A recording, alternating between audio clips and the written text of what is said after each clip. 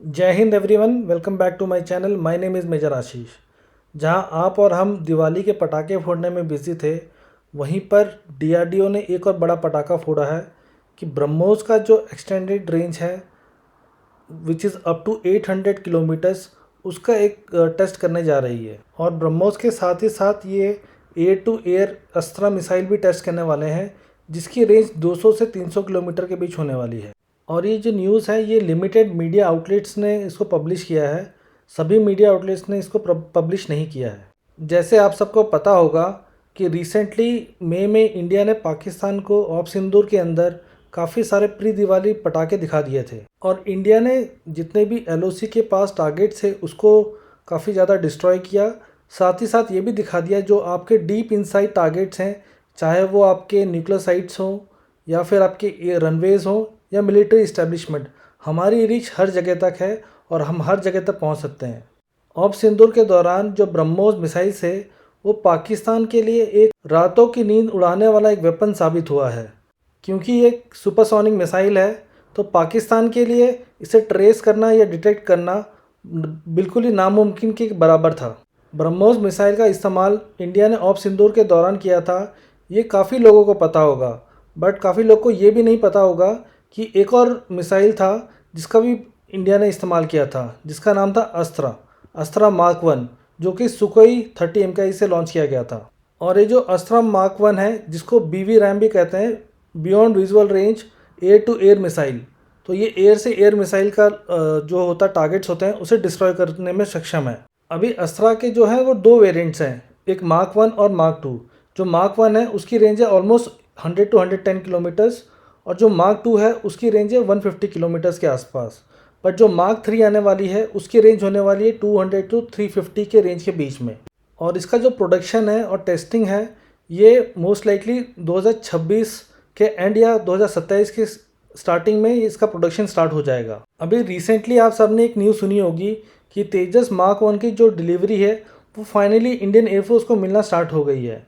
Tejas made in India and make in India एक aircraft है, तो उसमें भी अस्त्रा मार्क 2 का ट्रायल होने वाला है। और बहुत ही जल्दी आप देखोगे कि इंडियन इक्विपमेंट के ऊपर इंडियन वेपन लगेगा, जो कि उसे बहुत ही ज़्यादा पोटेंट और बहुत ही ज़्यादा घातक बना देगा। क्योंकि जो ये एयरक्राफ्ट बनाया गया है वो इंडियन एयरफोर्स के रिक्वायरमेंट के हिसाब से बनाया गया है, और जो इसमें वेपन भी लगने वाला है वो इंडियन एयरफोर्स के रिक्वायरमेंट के हिसाब से है। तो ये इसीलिए मैं कह रहा हूँ कि ये बहुत ज़्यादा पोटेंट और बहुत ज़्यादा खतरनाक होने वाला है। अब बात करते हैं ब्रह्मोस का।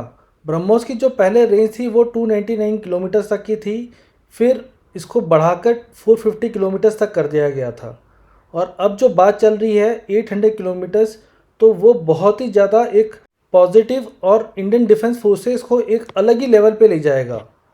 आप इसको ऐसे समझिए कि जो एयरक्राफ्ट पहले 200 किलोमीटर्स या 300 किलोमीटर्स या 450 किलोमीटर्स तक फायर कर रहे थे, अभी वो सेम इक्विपमेंट मान के चलो टारगेट से 800 किलोमीटर इनसाइड, मतलब इंडिया के अंदर से ही फायर कर सकते हैं और उस टारगेट को डिस्ट्रॉय कर सकते हैं।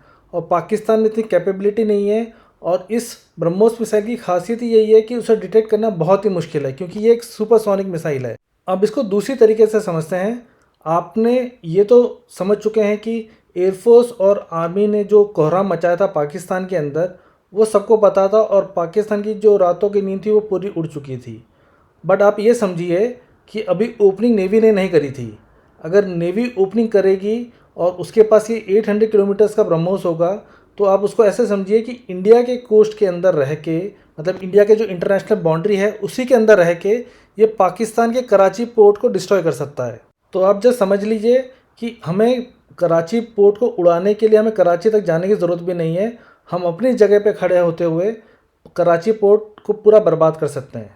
अभी ब्रह्मोस का जो प्रोडक्शन का टाइमलाइन दिया गया है, जो कि बेसिकली 800 किलोमीटर्स का ब्रह्मोस है, वो दिया गया है एंड ऑफ 2027। तो आप देखोगे 2027 के आखिरी में इसका प्रोडक्शन भी स्टार्ट हो जाएगा, और स्लोली ये आर्मी, नेवी, एयरफोर्स में इसका वेरिएंट डिस्ट्रीब्यूट होना शुरू हो जाएगा। इंटरनेशनल मार्केट में ब्रह्मोस की इतनी ज़्यादा पॉपुलैरिटी है, स्पेशली आफ्टर ऑप सिंदूर, कि इसकी जो डिमांड है बहुत ज़्यादा बढ़ चुकी है। और इसका जो रेंज एक्सटेंड जब हो जाएगा, तो इमेजिन कि हम कितने सारे देशों को इसका प्रोडक्शन देने वाले होंगे, और हमारे डिफेंस इंडस्ट्री के ग्रोथ के लिए कितना बहुत अच्छा होने वाला है। मैं तो ये कहूँगा कि जो DRDO में काम करने वाले लोग हैं, चाहे वो साइंटिस्ट हो या रिसर्च करने वाले लोग हों, उन्होंने पूरे भारत के लोगों को और सभी भारतीयों को एक ऐसा तोहफ़ा दिया है दिवाली पर, जो कि हमारे डिफेंस फोर्सेस के लिए और हमारे देश की सुरक्षा के लिए बहुत ही ज़रूरी है।